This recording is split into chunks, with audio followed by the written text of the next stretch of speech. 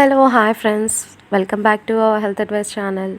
We are discussing about fat soluble vitamins in our Health Advice channel. I hope you all got vitamin A beneficence. Now we'll see about vitamin D. It is very essential molecule in our body. Before going to topic, don't forget to subscribe my channel and click bell icon. You can get more notifications to your mobile. If you like the video, you may like. Give your suggestions through comment. We'll go to topic vitamin D. Vitamin D is also known as calciferol due to its role in calcium absorption.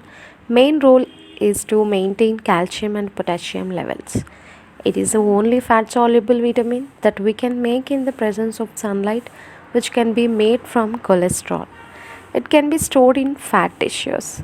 These vitamins has divided D2, D3. D2 is formed in plants, D3 is formed in humans. D2 is nothing but ergocalciferol and D3 is also known as cholecalciferol. The vitamin D found as ergocalciferol and cholecalciferol, most land animals can use both except chickens. Fish appear to use only D3, both activated in plants, animals are skinned by ultraviolet radiation. D3 primarily used as precursor for calcium regulation.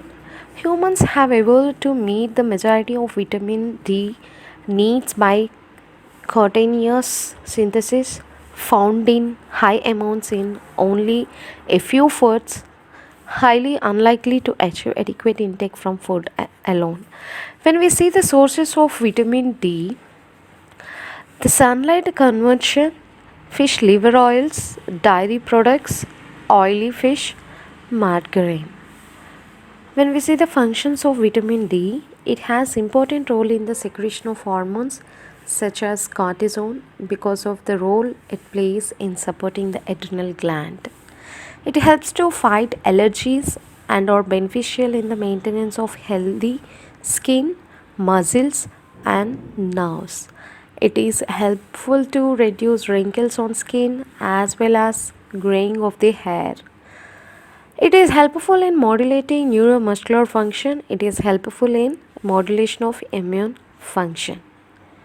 It is helpful in suppressing inflammation, modulation of many genes that encode proteins and regulate cell proliferation, differentiation and apoptosis.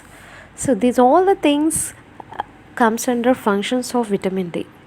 Guys, you have seen no how many advantages of this vitamin D.